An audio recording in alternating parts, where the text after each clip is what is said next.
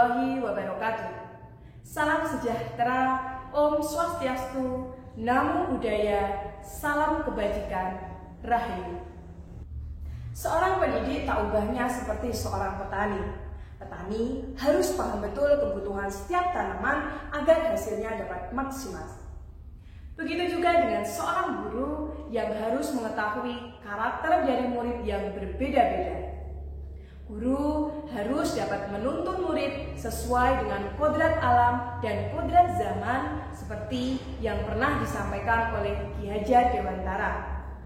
Dalam proses menuntun, murid diberikan kebebasan untuk menemukan kemerdekaannya dalam belajar, dan guru mengarahkan agar murid tidak kehilangan arah, yaitu dengan memberikan pelayanan untuk meningkatkan potensi murid sesuai dengan kesiapan belajar, minat, dan profil belajarnya.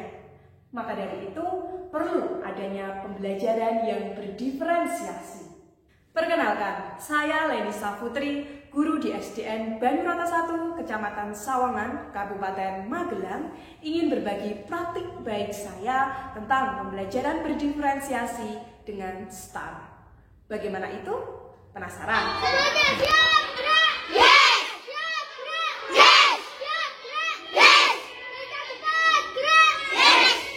Langkah awal yang saya lakukan untuk menciptakan pembelajaran yang berdiferensiasi adalah membangun kedekatan dengan murid, menciptakan suasana belajar yang nyaman dan menyenangkan, membuat kelas yang literat agar budaya baca tertanam pada diri murid, dan menghargai setiap pencapaian yang diperoleh murid di dalam kelas.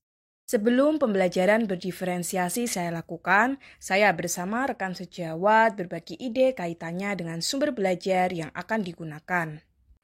Kemudian saya melakukan asesmen diagnostik awal berupa asesmen kognitif dan non-kognitif.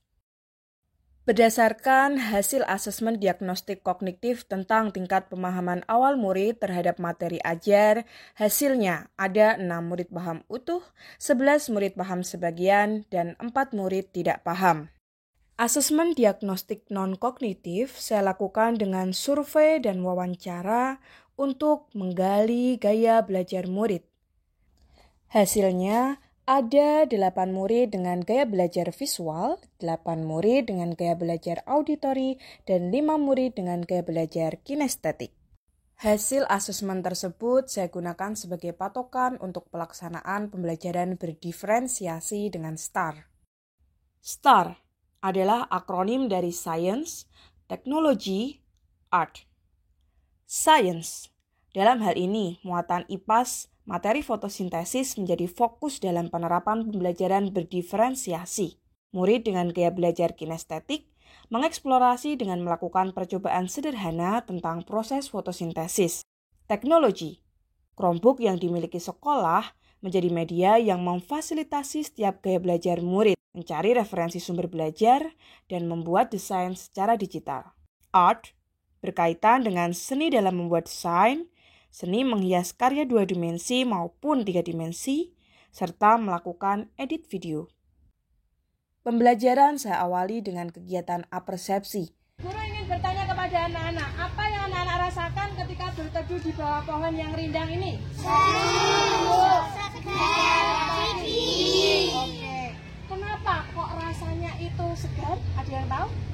Apa kakak? Karena mengeluarkan oksigen. Ya betul, karena mengeluarkan oksigen. Sekarang Bu Guru ingin bertanya, kalau tumbuhan, bagaimana cara tumbuhan mencari makanannya sendiri? Bagaimana caranya? Ada yang tahu? Caranya?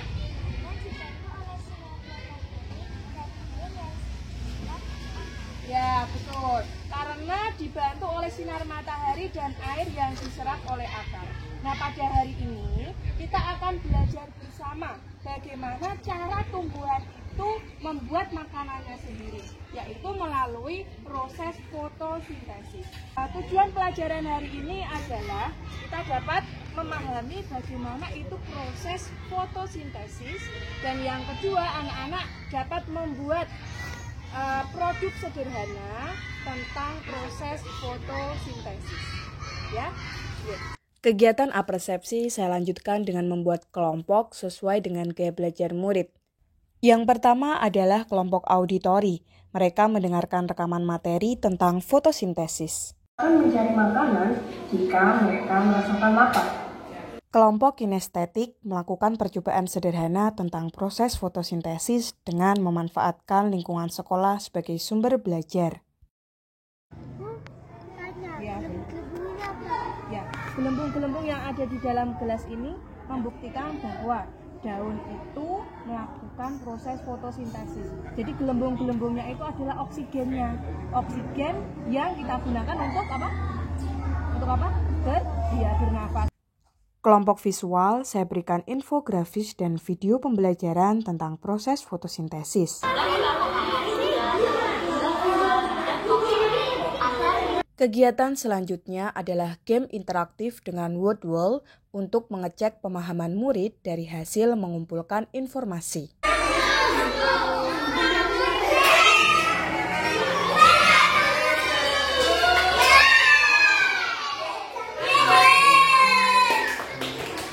Setelah game interaktif selesai, murid diberikan tugas proyek sesuai dengan gaya belajar dan pemahaman yang ditemukan.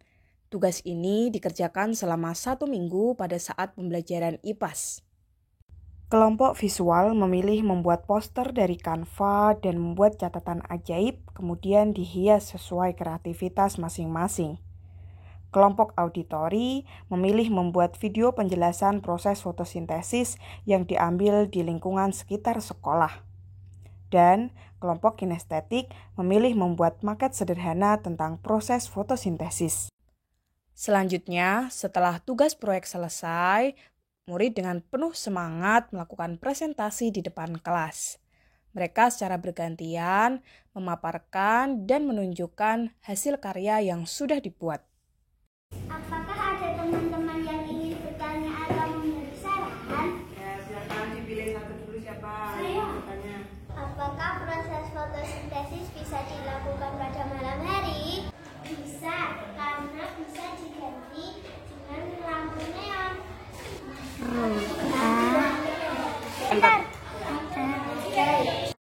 Untuk menyimpan proyek yang telah dikerjakan, saya membuat wadah Proka yang terhubung dengan Google Drive. Murid mengumpulkan tugas proyeknya dengan akun belajar masing-masing. Ke depan, wadah Proka ini akan saya kembangkan menjadi portofolio digital yang mendokumentasikan setiap karya dan aktivitas yang dilakukan oleh murid. Kegiatan selanjutnya adalah tes formatif dengan menggunakan quizzes untuk melihat sejauh mana murid paham dengan materi ajar sekaligus sebagai bahan refleksi saya di akhir pembelajaran. Kepada anak-anak, hari ini kita sudah belajar apa saja?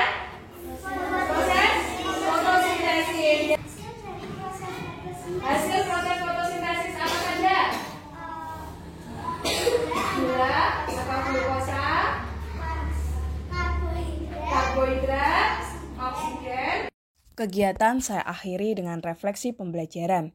Kegiatan ini saya lakukan dengan metode tanya jawab dan murid-murid diberikan kesempatan untuk menuliskan perasaan terkait proses pembelajaran yang sudah dilalui. Perasaan saya belajar hari ini sangatlah menyenangkan. Dan saya juga hafal lagu proses fotosintesis.